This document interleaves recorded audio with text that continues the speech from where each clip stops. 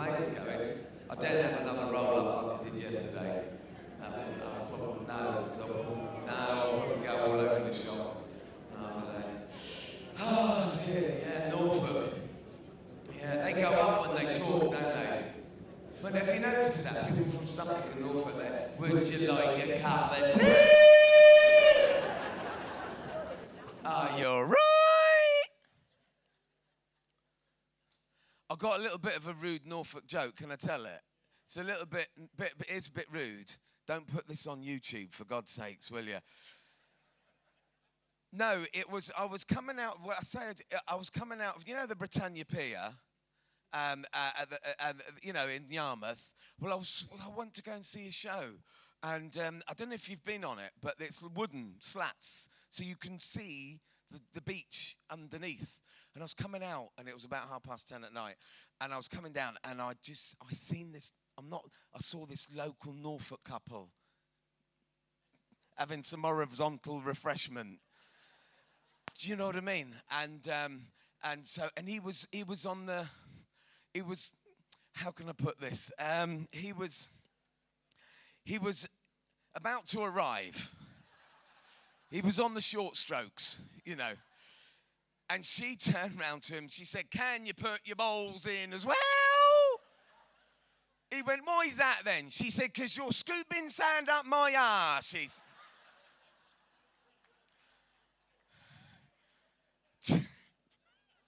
That's rude, isn't it? Especially for this time of the morning. Oh, sorry, Sue. I apologise. Sorry, posh lady. Hang on a minute. It was bloody you. It's you. It was. Should we introduce the players? No, all right then. Okay, I'll just carry on then.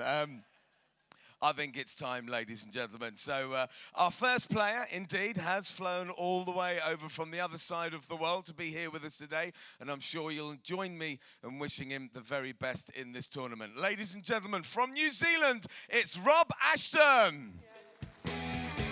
It's something that you're never gonna forget. But baby, you just ain't seen nothing yet. You ain't been around. That's what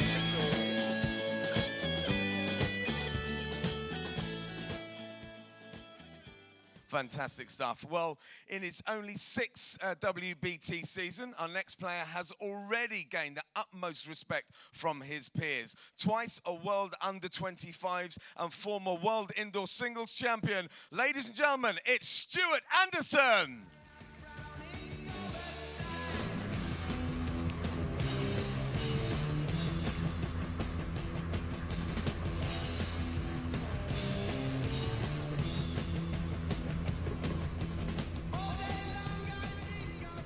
And your commentator is Janice Gower.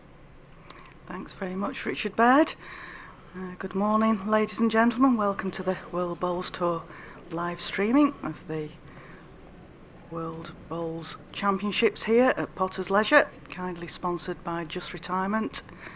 And I'm delighted to join with me in the commentary box. He's 2014 World Champion and reigning Commonwealth Games singles gold medalist, Darren Burnett. Welcome to commentary, Darren.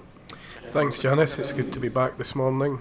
I'm sure we've got some followers from the other side of the world supporting Rob this morning's game, so hopefully he performs and we're in for a good game. Yes, I believe it's about 11 o'clock over in New Zealand. That's 11 p.m, so hopefully there's a few people stopped up to support Rob. Not a bad opener. Oh, that's a great start from Rob. That's probably just what he would have hoped for first end of the match. He wants to get one in close, and he's done that.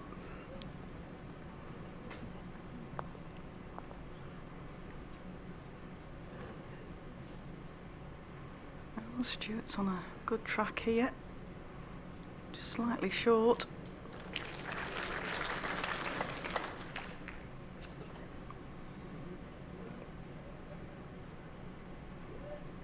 For those viewers that like to know what the players are playing with out there, both players play with Taylor bowls. We know Stuart's out there with Taylor Ace. We think Rob is as well. I know he's had a try of a few different sets of Taylors bowls, but we might get a chance of a shot of the bowls in a bit, but we believe the Taylor ace.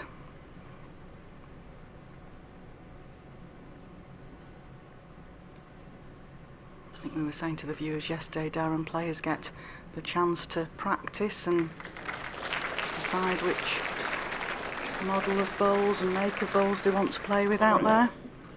Yeah, very much so. There's a good selection in the pool of all the different types, so the options are there for you to take a set out and try them, and obviously settle on the set you think are the best for the conditions.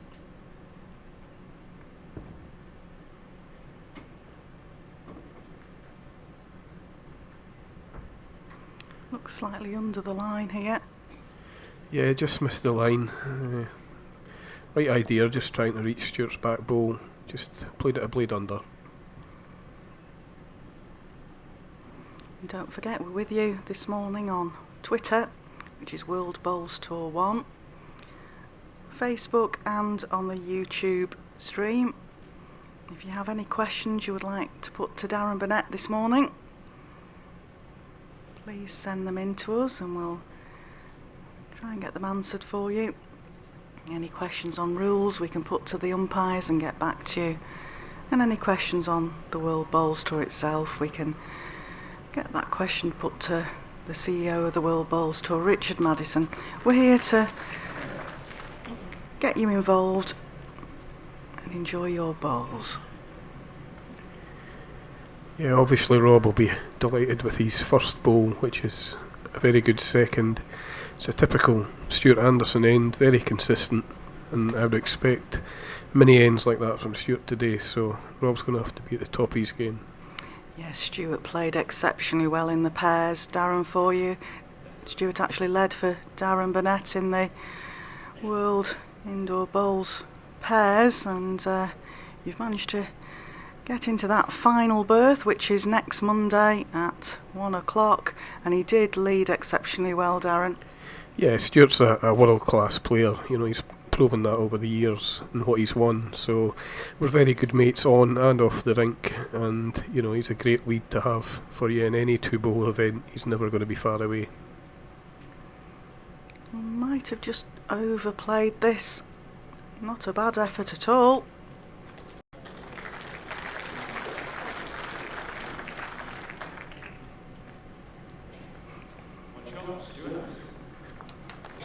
Yeah, really good opening end. Stuart's played 4 great bowls there, but as I say, Rob's first one was a very good bowl, and it's cut the deficit to 1, which I'm sure he'll be happy with.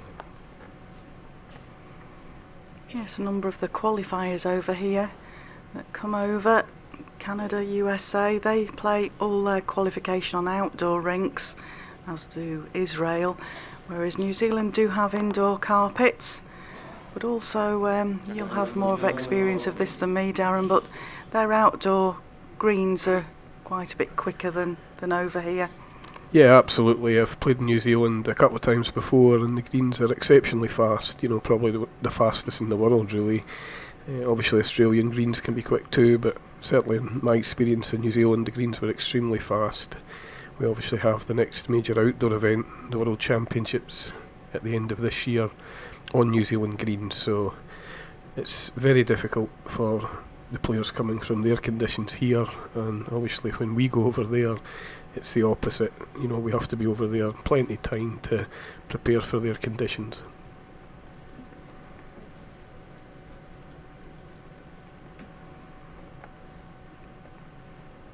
Yes, I saw Rob before he went into breakfast this morning. It's a little bit cool here at Hopton-on-Sea, and he said, I'm not used to this cold in the morning.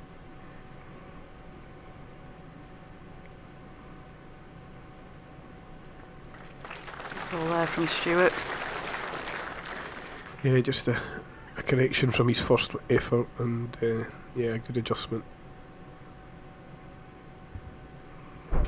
Rob Ashton has played before on the portable rink. I believe he qualified for the Scottish International Open in 2014. He's been in the final quite a number of times, Darren, by his listing. It looks like he's one of the more successful players in the PBA over in New Zealand.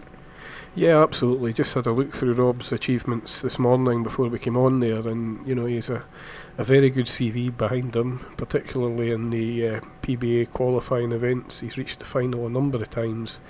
I also see he's been the Player of the Year in Bowls Wellington, and also the Player of the Year with Bowls Auckland. So, a great credential and a great CV. So, hopefully he brings that to the portable rink, and we should be in for a good game.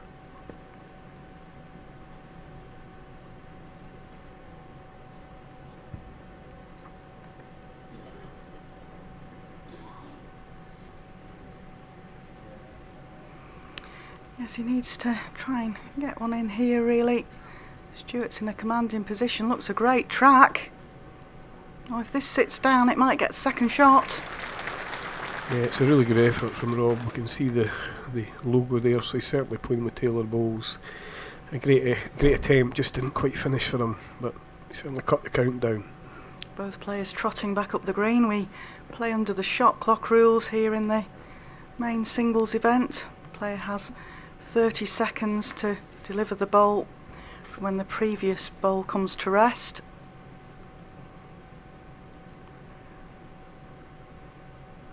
Well, Stuart looks on a good track again.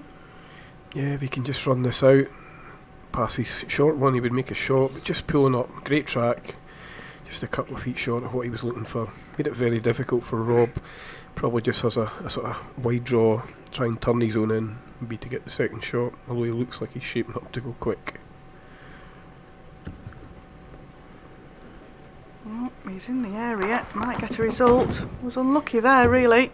Yeah, well, he was unlucky, but to be fair, he only had one bull in the head. Had he hit the red bull of Stuart's onto his own, it could have been a really big count. So certainly an attacking start from Rob. I'm not sure many of us would have been playing that just with one in the head, but shows he's here to give it a go, and certainly that'll remind Stuart that he's not going to be slow in lifting his hand.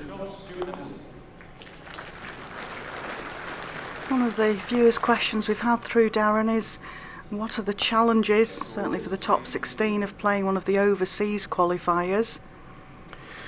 I think as a seed to play an overseas qualifier, the biggest challenge is probably knowing their game, how they play. Obviously in the UK we know most of the qualifiers pretty well from playing in British events, internationals, stuff like that. So even the qualifiers, you've got a good idea of how they play, what type of game they play. I think with an overseas player, we don't quite know so much about them, and the biggest challenge is probably knowing what type of game they're going to use. For example, in the last end there, Rob certainly surprised me with a heavy runner with his last one, and that's the challenge, I would say. Yes, the New Zealand players and the Australian players, most of them, I'm sure Rob won't mind me saying, certainly the younger end, have got quite big drives. Rob Ashton's the eldest player in our tournament here this fortnight, but still obviously has adapted the New Zealand game. One of the other questions we've had in, Darren, is what are the best type of bowls to use on the portable rink? Yeah, I think the best type of bowls certainly this year to use are ones that are going to swing a reasonable bit. All players are trying to get as big a swinging set as they can get, just to get them back to the centre of the rink. Traditionally the rink plays really well, and it is playing good enough this year as well. Just at certain times and certain lengths there seems to be a slight hold on it, and because of that I think the players are trying to find a sort of bigger swinging set just to get back to the middle on all lengths.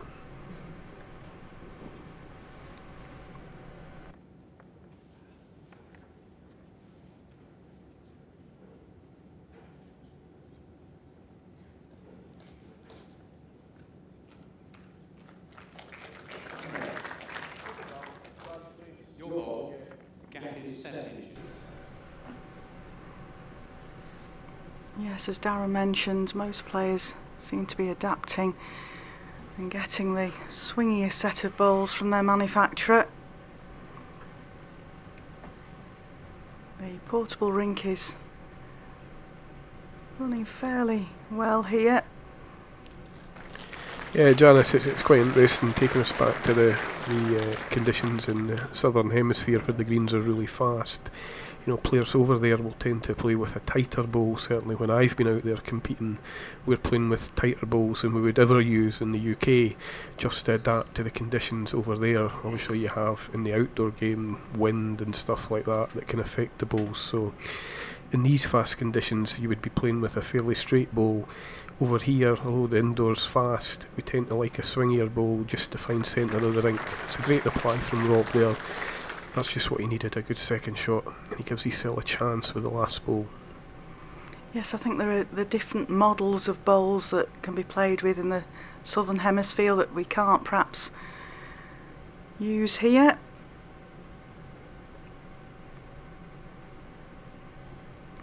And Stuart got the chance here to try and slot another shot down the forehand here.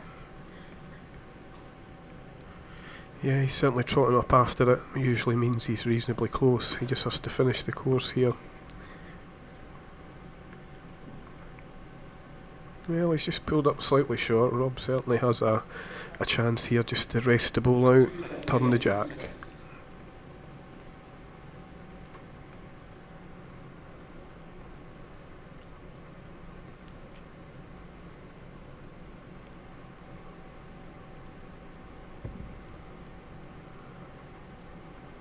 He's played timed runner. He might get a result. Well, he certainly moved a few balls. Not quite sure. Stuart seems to be conceding one. Yeah, again, that's good from Rob. He's showed that he's not frightened to attack the head. He had the chance of getting the ball out clean or onto the jack. He would have probably scored the end. So nice attack in the last ball.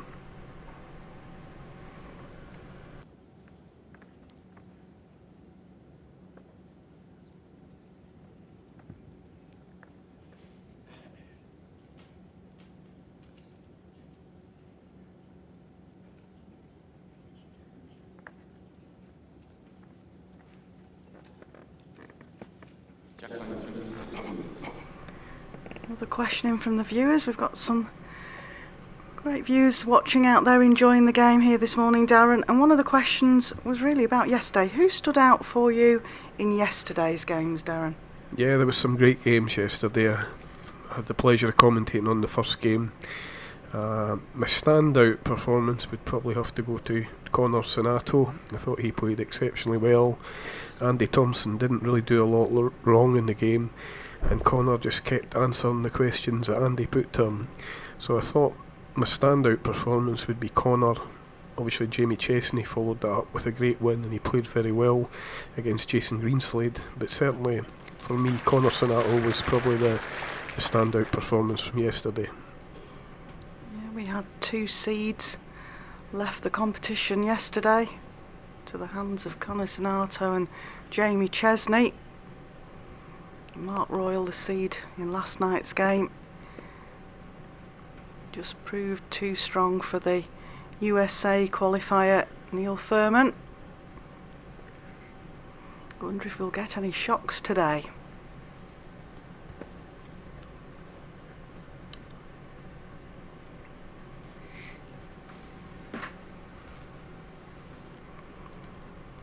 Stuart again very consistent with his lead bowl. Yeah, knowing Stuart, he's probably going to be slightly disappointed with that one, but you know, he's through the head. We've seen Rob attack a lot, so it's never wasted.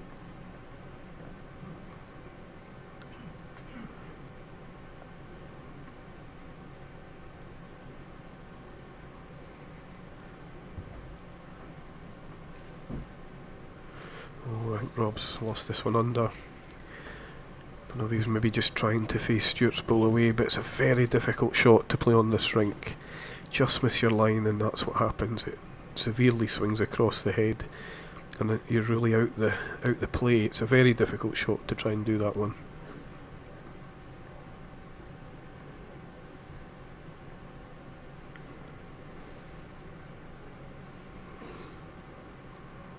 Yes, as you mentioned, Darren, Stuart's just making sure that he isn't short.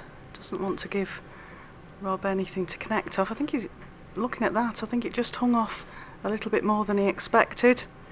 Yeah, that was a good shot from a higher angle there, and we probably did see the ball just sitting off, and that's what I was kind of discussing a short time ago. That traditionally wouldn't happen on the portable rink, but this year, at certain lengths, and this one's certainly a shorter jack, the hands are just hanging off slightly more than they normally would. Hence, I think, as I say, players are trying to get a set that will swing a bit more. Rob's trying this shot again, and it's just going to cut under on him. You know, he's difficult because he had dropped too short, and he had the option of maybe trying to draw around him. He's elected to try and play the inside line to the Stuart's ball, and been punished twice just for being too tight. Well, I'm not sure if Stuart might actually hold more than one shot here. It's hard to tell from our commentary position.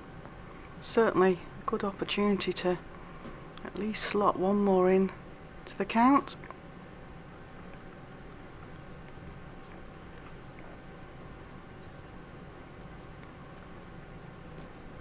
Oh, he didn't like that. Slapping his legs here. He's missed an opportunity, and he'll know that. You know, he would have expected with an end like that to pick up at least 2 or 3 shots. I think it's just the one.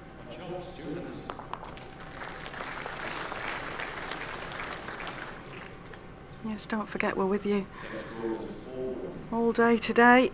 After lunch, starting at 2 o'clock, we've got Robert Paxton, ranked 4, playing against qualifier Robert Chisholm. And then following that, we have Paul Foster, world number 3, playing against Lincoln qualifier Matthew Orry. And then tonight at 7:30, we've got John Price versus Simon Skelton. A couple of chances for a couple of seeds to struggle again today. It could be interesting times. And Stuart's just sent that jack into the ditch. He did do that once the other day as well, Darren. Yeah, there's a number of players have lost their jack into the ditch, which is quite unusual. I must say it does fly across the portable rink. I have lost 1 or 2 myself over the years. It's amazing how quickly the jack travels over the surface. Even though the balls might not be going down there that fast, the jack just seems to run right across the top, and there's a number of jacks this week already that have ended up in the ditch.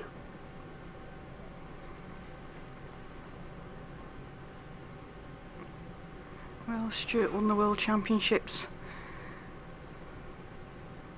a couple of years ago, the year before you won it, Darren.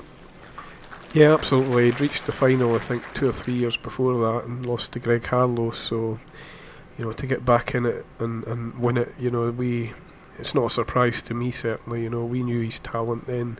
You know, he's one of the best, you know, players in the world, and when he gets in the groove, he's very difficult to beat. So, yeah, he started a sort of Scottish mission, I suppose, and I think since then I've followed it up, and then Alex Marshall. So, yeah, Stuart's a class player. You know, he's never going to play many poor games. If you're going to beat him, you're going to have to play really well. All on his pace with this. Track looks very good.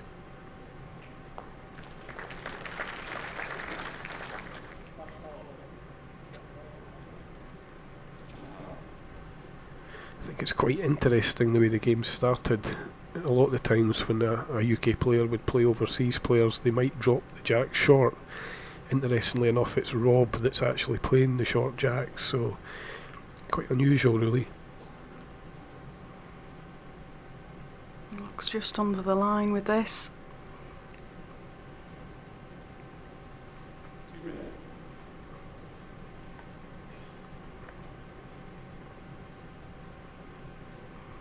Yes, the joy of this YouTube link now, Darren, is these players can look back on players' games that they're about to play against, and perhaps Rob noticed that in your pairs, Stuart predominantly seemed to play to the tee with his jack.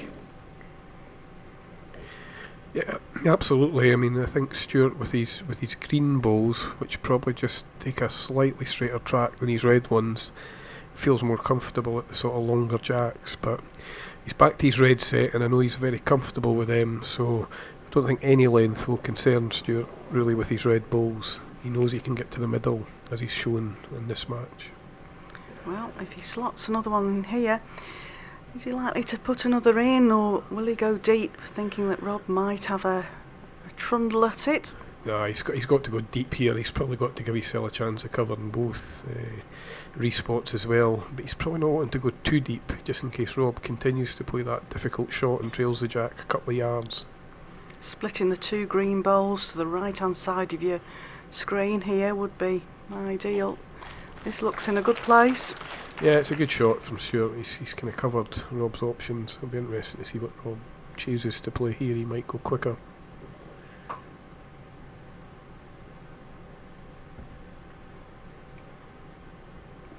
He's playing the timer again. Darren looks under.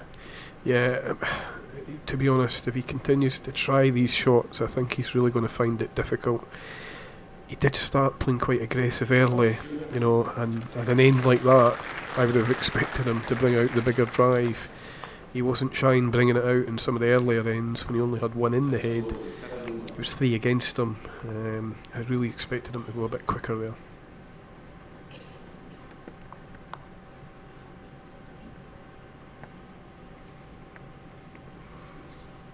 Yes, having tried it twice, I thought he might have changed his mind. He's dropped a 3 there, which means that Stuart Anderson's now 7-1 up after 5 ends in this opening set, which is quite a commanding lead when you're playing sets play, and especially when you're the world number 9.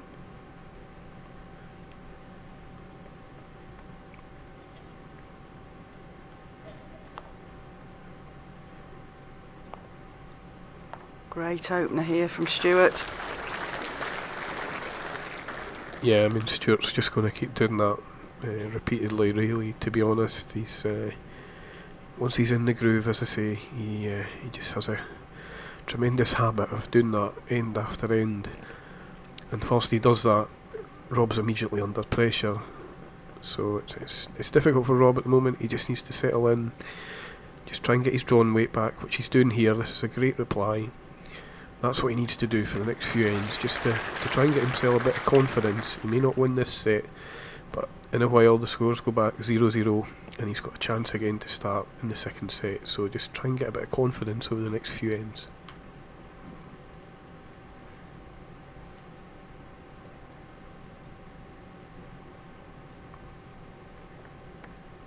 Just a touch short there from Stuart, but still very, very commanding position first set. I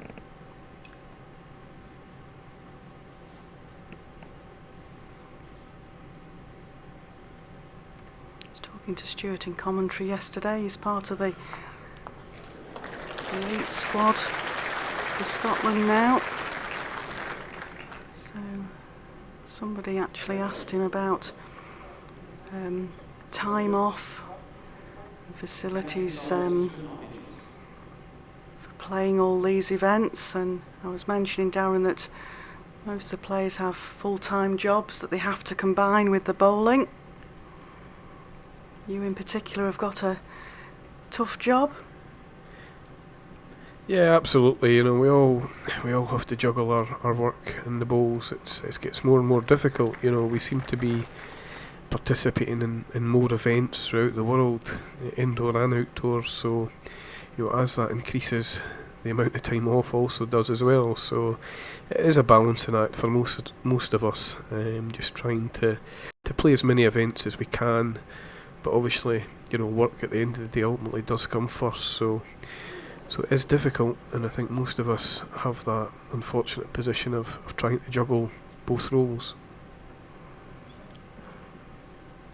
Certainly it's one of the largest played sports, certainly in the British Isles. A lot of competing people, but unlike golf or tennis, the gentleman sat next to me in commentary would be being chauffeured about and helicoptered here, there and everywhere if he was the standard he is at bowls at something like golf, Darren. Yeah, we're obviously unfortunate in that regard. We don't sort of get the levels that they do in these other sports, obviously, but this event here is still massive in our sport, and this is the one that everybody tries to win ultimately. This is the biggest prize probably in our sport, certainly in the indoor part of our game, the biggest prize you can ever get. It's a great arena, everybody loves coming to Borders. It's always on the calendar early in most households, and it's the biggie you want to win. I think on the calendar works for the spectators as well, Darren. Some of the people here book now to come back next January, and there's certainly a very appreciative crowd, and it's a great venue, Potter's Resort here. It's been home to the World Championships for 18 years. Yeah, Rob's close here. This is the right shot to play. If he gets his own onto the jack or Stuart's out, very, very unfortunate. He's been so unlucky there. Great effort. It was the perfect shot to play. He just deserved a better outcome, really, to be honest.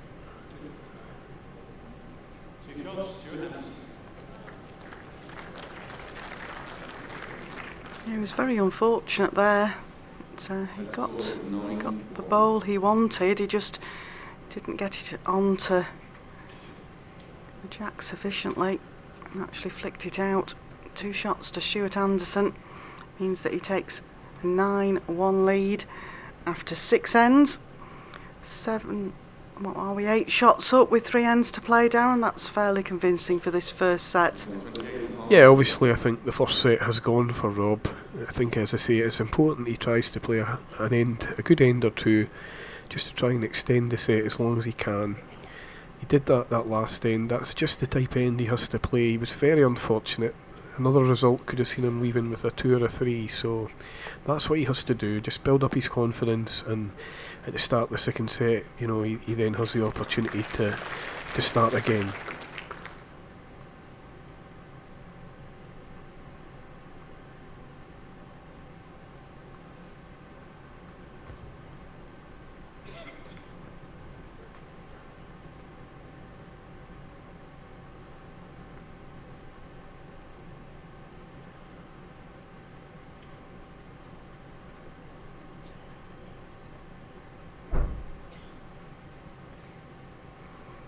Don't forget, if you have any questions you'd like us to put to Darren, now's your opportunity.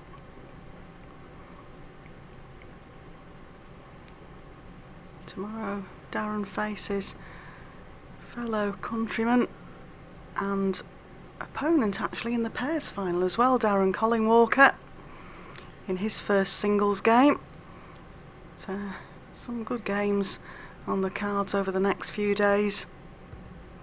That'll be a toughie, Darren. Yeah, absolutely. Colin Walker, I don't think needs any introduction, certainly in Scotland. He's a very good player, class act. I think he's reached the semi-final of this event in the past, so he's a really, really good player. Certainly meeting him in the first round here this year has been no advantage to myself. He's been here in the pairs, he's had as much game time on this rink as myself, so I'm expecting it to be a really, really tough first round game, and I'm going to have to be at my best to progress in the event. Well, Stuart's found a lovely line with that last bowl. Rob's under pressure, but like you say, just really wants to settle now. Rob Ashton, with a view to the fact that he needs to win the second set.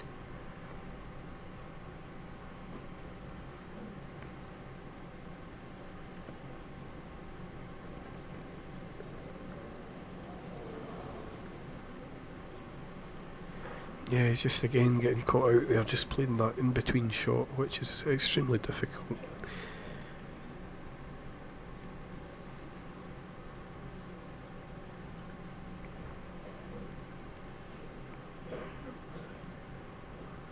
I think Stuart will possibly just run for cover here, maybe try and drop 3-4 feet behind the jack, just to eliminate any options Rob has with a heavy runner.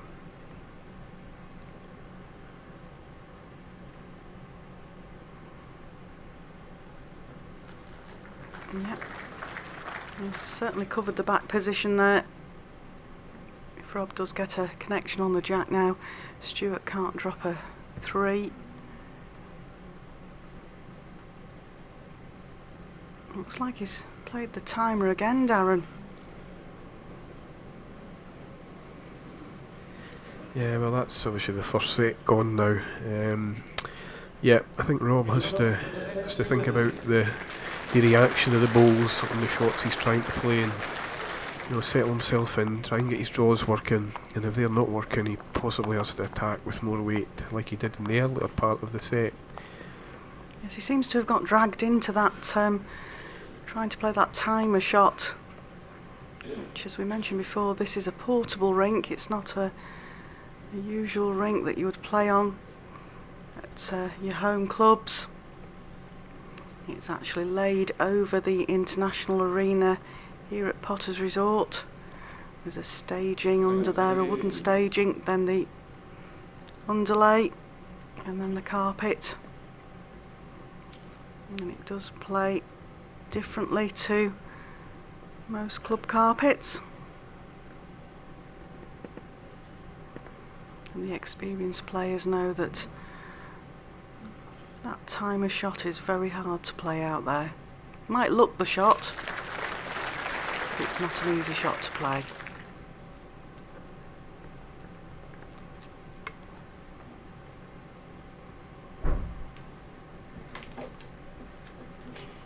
I certainly think the next 2 or 3 ends are crucial in this match. Rob has to settle himself in and win, hopefully, maybe at least two of the next 3 ends, and make Stuart be aware that he is in a match here. So I think the next 2 or 3 ends could be quite crucial in how this game's going to pan out. Well, looks on a good track here. Yeah, he started this end really well. This is just what he required. A good opening ball followed by an even better second one, so it's just what Rob required.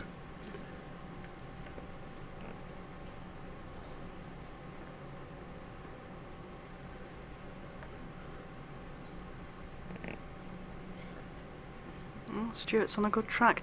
We've seen it a few times coming this backhand down to the commentary position players.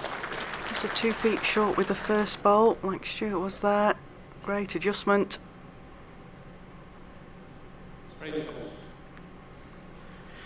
Yeah, it was a great response from Stuart, just what he needed. I think the markers called it very close for shot, so Rob just has to try and repeat his last. Get another bowl in there. Certainly watching this intently. Looks a good track again. Yeah, slightly quicker than his last. It's good though, he got a nice connection off his wide ball, and head set up well for him actually. More difficult head for Stuart here.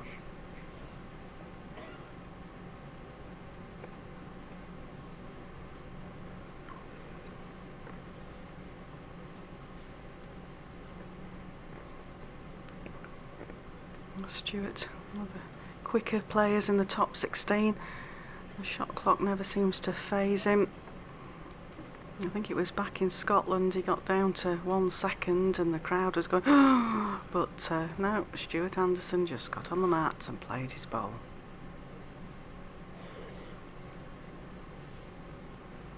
Yeah, Stuart will be happy with that when he's put it in an area where he's splitting the 3 green ones up. There's an opportunity for Rob here. It's a difficult shot because it's just arriving to try and set the red ball out. Alternatively, just touch the jack to make a 2 or 3 shots. Not an easy shot to play, but he doesn't really have anything else on other than to just sort of play over the weight, just to turn the ball or the jack. 2 seconds left, so he had to rush that, and I think that's exactly how he's maybe played under the line there. He should have maybe taken a time out when he was so close to the shot clock, but certainly when he let the ball go, it was 2 seconds. He maybe just rushed it. Yes, they have 5 timeouts to the players within a game, so that was possibly a time when he did have an opportunity to counter 3. He should have perhaps just taken that extra time. Timeouts count for an extra 60 seconds. And if they go into the tie break, you get an extra timeout. Stuart's, it was a difficult draw for Stuart, but he's pulled up slightly short, and I wonder if he favours he may be lying the shot here.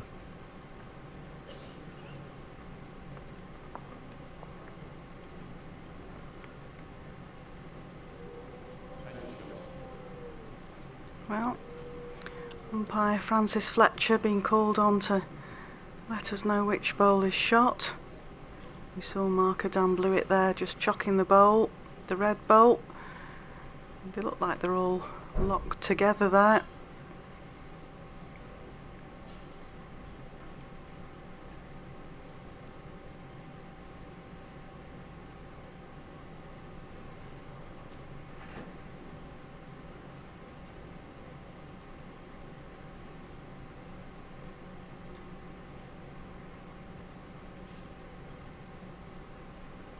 Looks extremely close.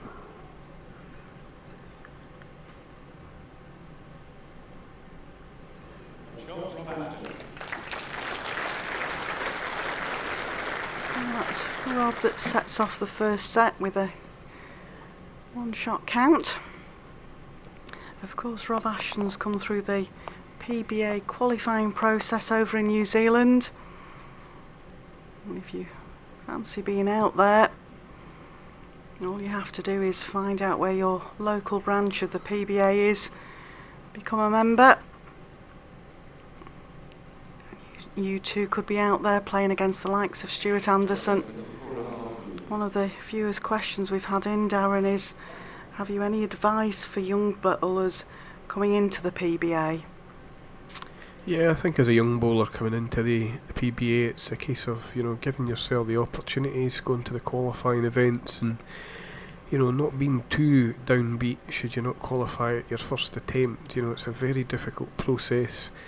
I certainly had to go a number of years to even qualify in any event, let alone, get myself off the ranking list, so I was close to top 16. So I think the best advice would be to get yourself entered into them, get the experience and keep at it. There are more opportunities now with the tour cards and various other things that can get you into multi-events, and that's obviously to try and get top 16, that's what you need. You need to be in at least 2 or 3 events probably every year to give yourself a chance to break in, but certainly get yourself into the qualifying events, gain experience, and if you keep at it, I'm sure the opportunities will arise.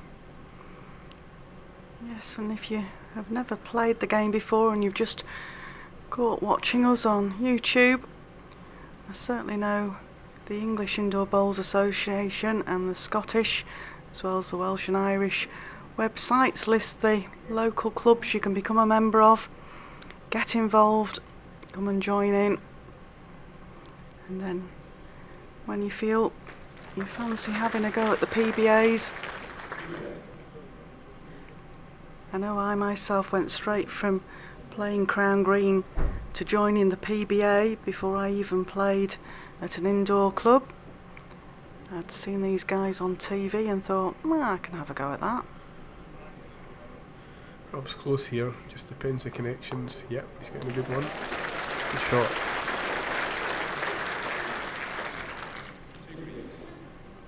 And certainly in recent years, the system of the WBT rankings and the PBA qualifiers has worked. The young man out there on the rink now, Stuart Anderson, came through the gruelling process of qualifiers, as did Darren, and the world number 1 Nick Brett. He the same, came through the qualifying process.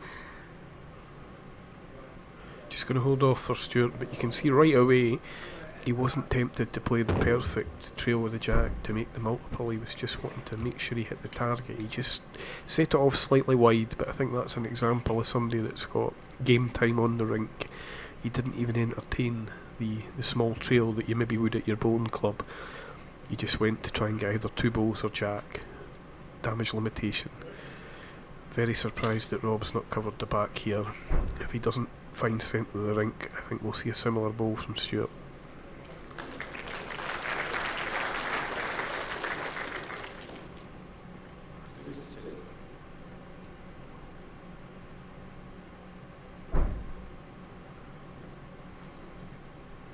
Yep, looks closer as well, Darren. Gets the ball, then the jack, he's making a 3. Yeah, great result there for Stuart Anderson.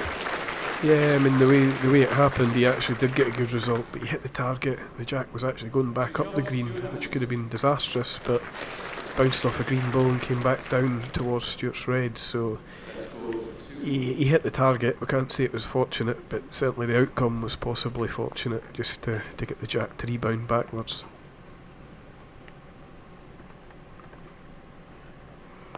Yeah, good view of the venue here at Potter's Resort for the World Indoor Bowls Championship, sponsored by Just Retirement. We've got a new set this year.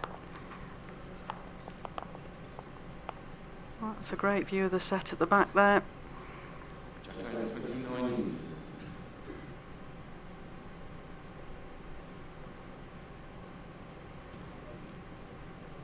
Stuart Anderson gone back to his favoured length. He looks on a good track here.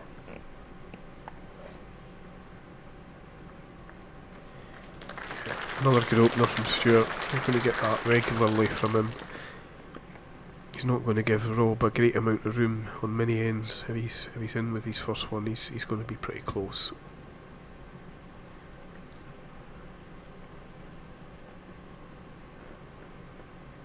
Oh, doesn't look a bad line here, all on his pace. This is the direction where players are just tending to drop that 2 feet short. Yeah, he was bang on line there, just unfortunately he hasn't pushed through it.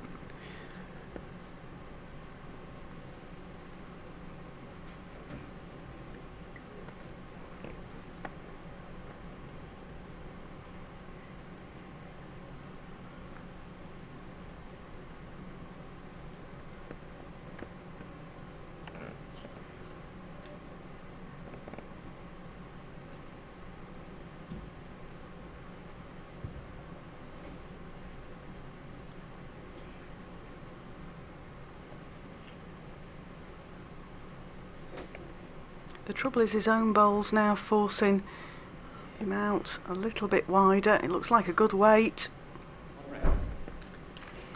Yeah, just trying to come round his front one, just didn't quite finish towards the end of its journey. Stuart immediately switching on to his forehand. He's very comfortable in both hands coming in this direction. He'll happily switch between the two. He'll just be trying to get another ball in here close, and he looks he's on a great track, but just going to pull up.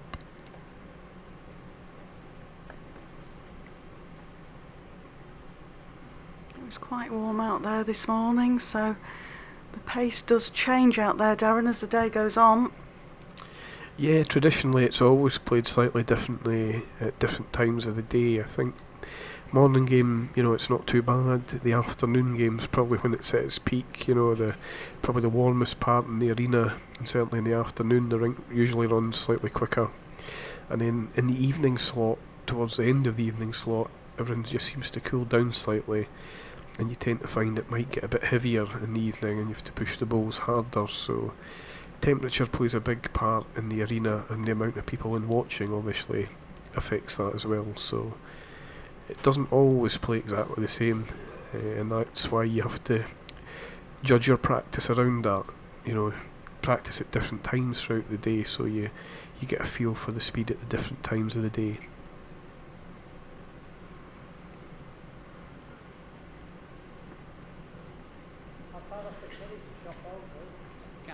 He's got an option here to go quite quick, take the ball out. If he kills it onto the re-spot, he would actually score a few shots, so it'll be interesting to see what he chooses. Yep, gone quicker. He's very close to getting this killed,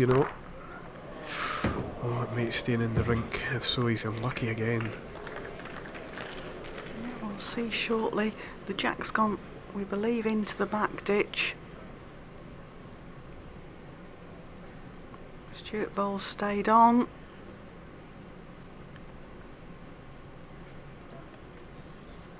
Yeah, it looks like the jack's possibly stayed in the rink, only by a small amount. Had it went off the rink, Rob would have been scoring 2 or 3 shots. Instead, I think he's lost a couple.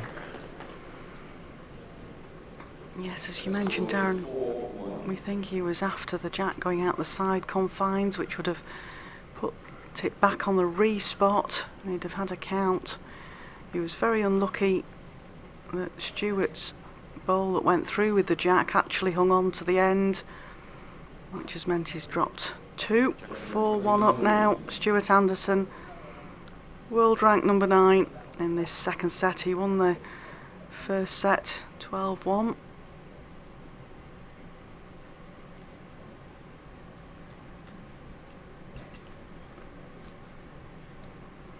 And Stuart's opened the end up with a reasonably good opener, maybe just a foot short, but bang on the line again, so he really is keeping the pressure on Rob.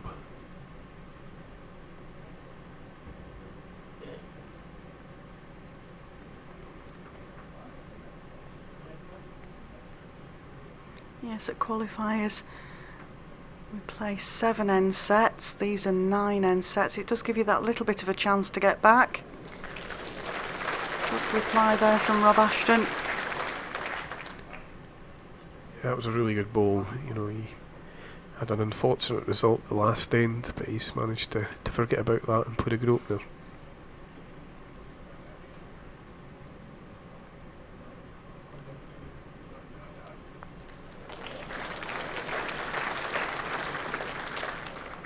And that was a case of touche. Yeah, absolutely. Yeah, he's keeping the pressure firmly on Rob, to be fair.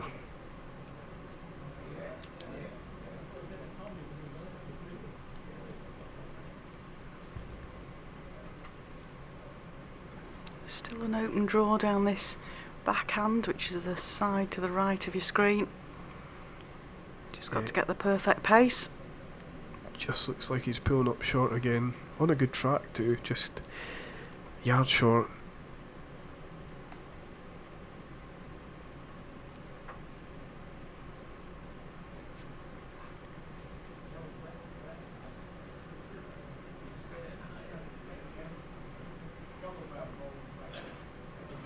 Stuart gets round the short ball and he's in the area for another. Good ball. Might just sit out. Still putting balls in the area, puts all the pressure back on Rob Ashton. Oh, you know, Rob's going quick again. Again, if he gets a bad connection, he could be in trouble. Doesn't want Stuart's, he wants the jack. He's got it.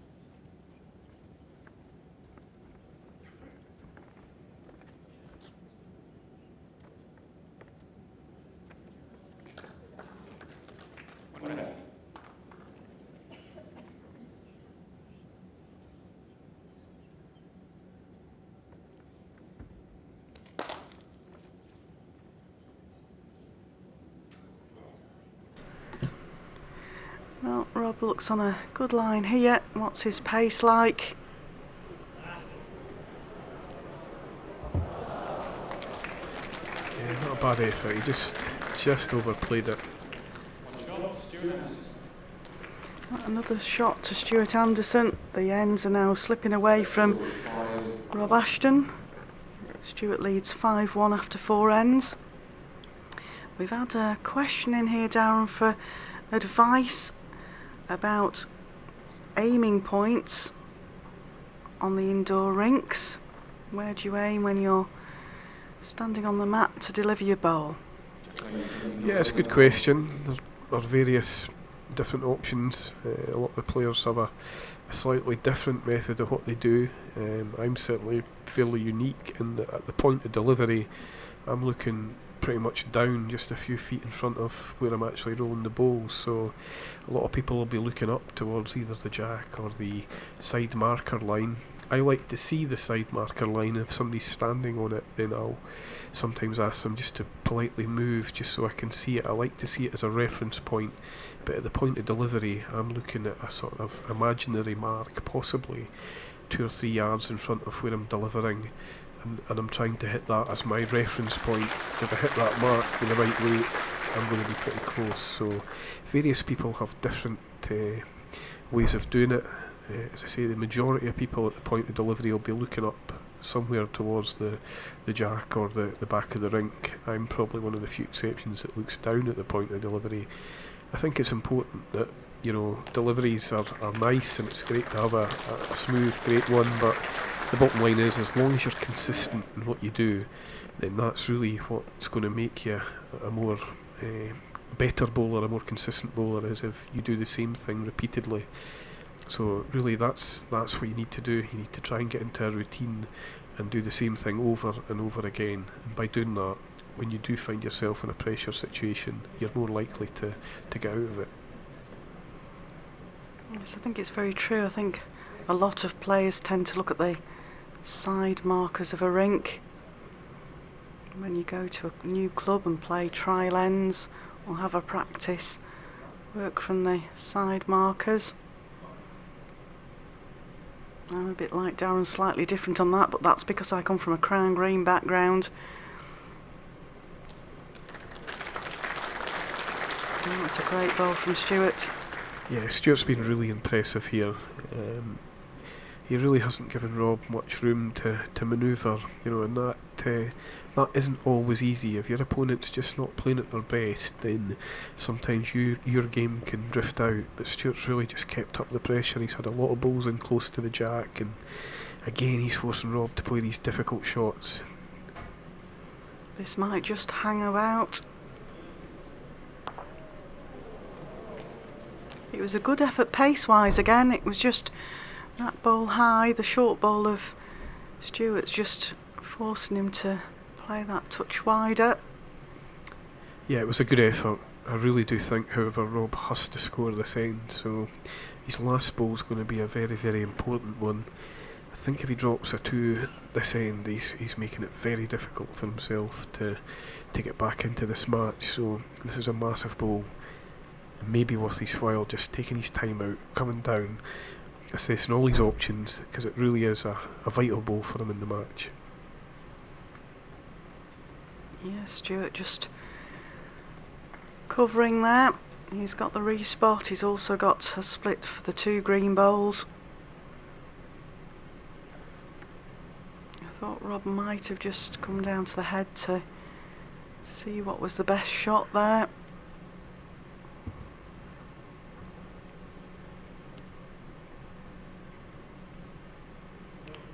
He's on a drawing line. Just depends on his weight for getting back now. Hand just sits off, but he might get back inside the back ones. It's a great effort.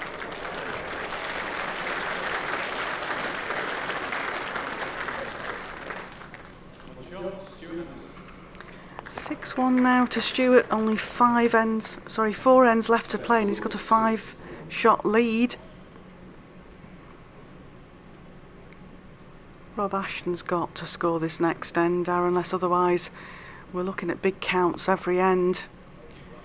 Yeah, I just don't see Stuart surrendering many counts just the way the games went. So I think if there's any way back for Rob into the match, it's going to have to be winning just about every end from here to the finish of the set. I don't see at this stage Stuart dropping a multiple count. So I think if Rob's to get back in the match, it's going to be with the odd 1 or 2, I think. So he must win, I think, every end to have any chance in this set. And then the world number 9, Stuart Anderson, leading like that. He's certainly going to be one of the favourites for the tournament, the way he's started playing over these first few days. Yeah, absolutely. Stuart's going to be delighted with his form. He obviously, as I say, I'm close to him on and off the rink. We room together while we're down here, so we should speak to each other quite a bit. I know he's very comfortable with his game at the moment, and he's certainly shown that in the early stages of the pairs, and obviously his singles here today. he now has quite a big break in his singles, so he gets through this round, he can go away, regroup, and obviously we have the pairs final on Monday. I don't think his singles is perhaps till next Wednesday, so he's got a gap now. He doesn't play the mixed pairs, so he can go away and regroup and come back fresh again for the last week. Yes, so just explain that. The mixed pairs, it's the top 8 ranked male players in the world that play with the 8 qualifying lady world match play players. Fantastic goal from Rob there. An excellent goal. He's had a tough shift so far. To produce a goal like that is excellent. So great response. We smile there from Stuart.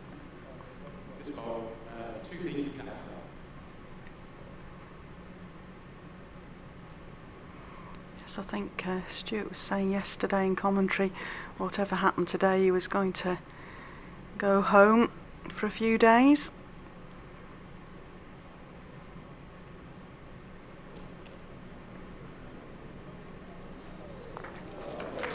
Super reply from Stuart. I think had he drawn that there, Rob might have had the white towel out. He's drawn a front toucher and Stuart's almost beat him.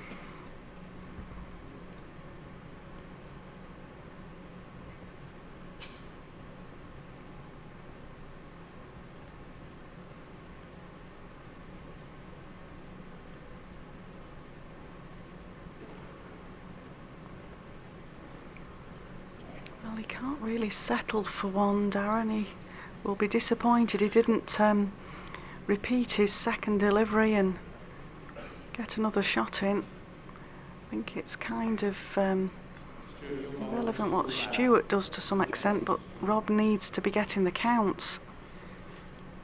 Yeah, he'd probably be disappointed in himself, certainly maybe not necessarily drawing a shot, but he'll be disappointed he didn't reach behind the jack, because then options lay open.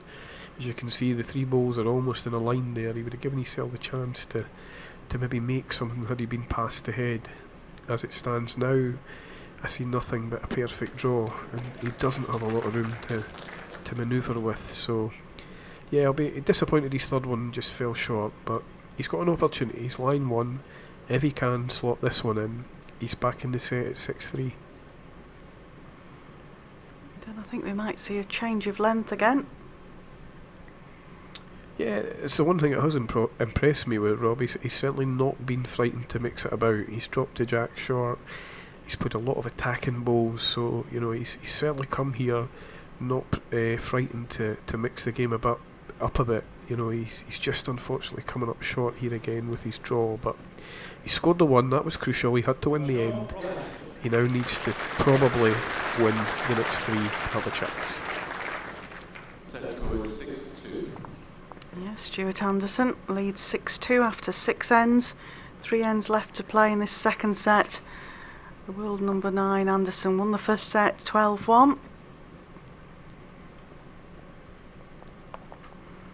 And don't forget, we're back with you again this afternoon at 2 o'clock for Robert Paxton versus Robert Chisholm, followed by Paul Foster MBE versus Matthew Orey. And then tonight at 7:30 we have the Welsh wizard himself, John Price, versus Simon Skelton. We're with you for every ball sent now out on the portable rink. And I do give a welcome out there to all the viewers in New Zealand listening in. It's this morning for us, but it's getting on for about midnight over there now.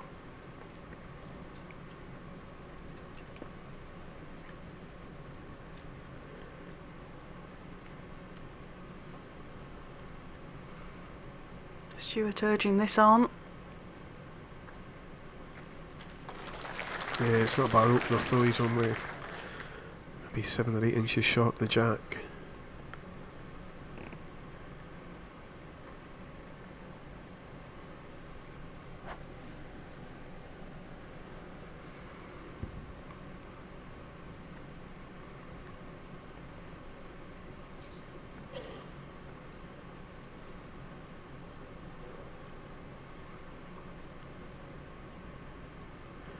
Another good response here from Rob. He had to kind of switch his hands, so it's never easy, but a great effort.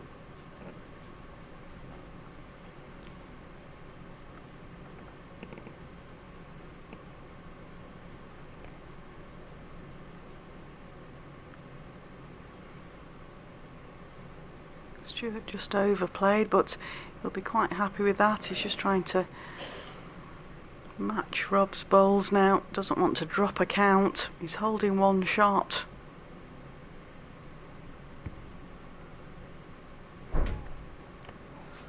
Oh, Rob's pulled this one in on a tight line. I think this will just swing away. Yeah, there it goes. Short as well. There was nothing really for short there, Darren. He could have reached Stuart's bowl, the jack. I know it's always a lot easier when we're sat here, though, in the commentary box. We never play a bad bowl up here. No, it's the safest place to be, I suppose. But yeah, I think I knew what he was trying. He was trying to hold it in on the tight line, maybe to look for a trail on the jack, and he just forgot to push through it. So he really needs this one to count.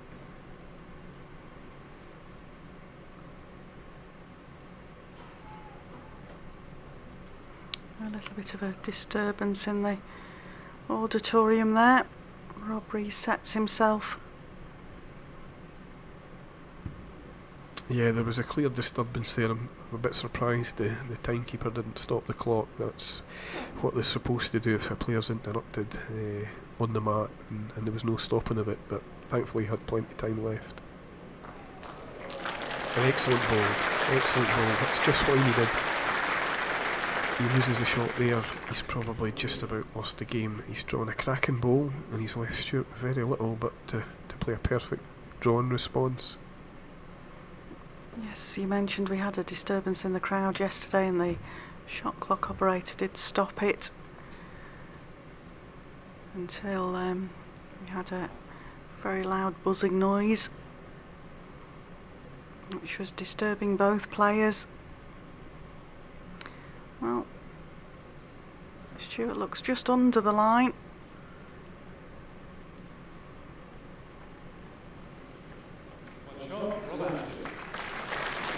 Yeah, 2 good ends from Rob. It's just what he required. He has to win the ends. Eventually, somewhere down the line, he's going to have to score more than a 1, but you know, he's done all he can do. He's won the last 2 ends, which he had to do, and now probably this end he's looking for a minimum of a 2. Yes, Stuart Anderson still 6-3 up after 7 ends. So there's 2 ends left to play in a set that Rob Ashton has got to win to take us into a tie-break. So Rob needs to score 4 shots over the next 2 ends with no reply.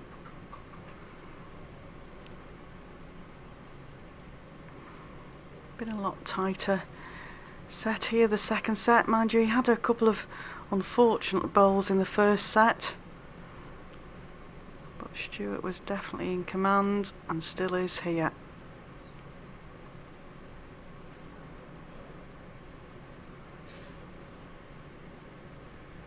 Good weight with his first ball, just pushed out on the slightly higher line.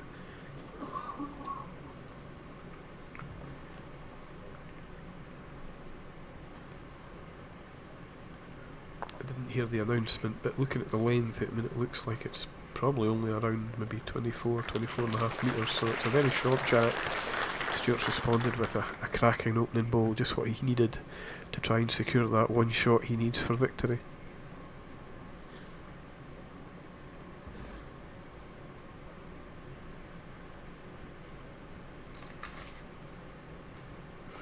Under the line again here, Darren.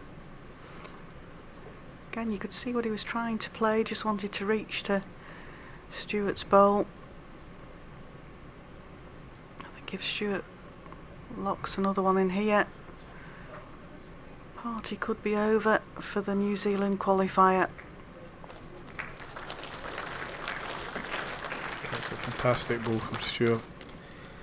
I see no option now other than to try and attack this and give himself a chance with his last ball.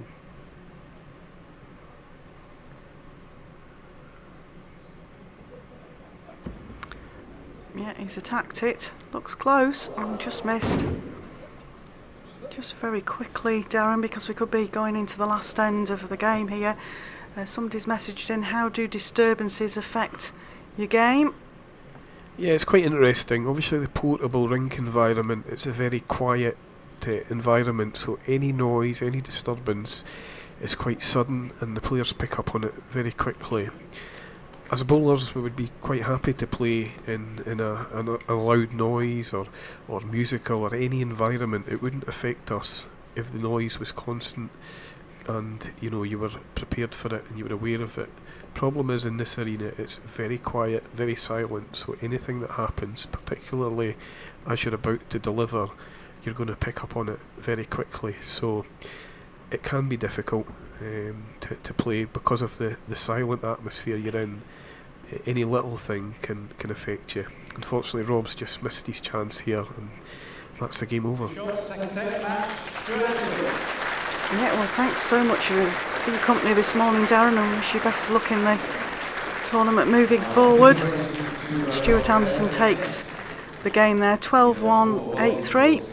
Thanks for your company, Darren. Thanks, Janice. Another good game. Stuart will be happy with that, so into the next round.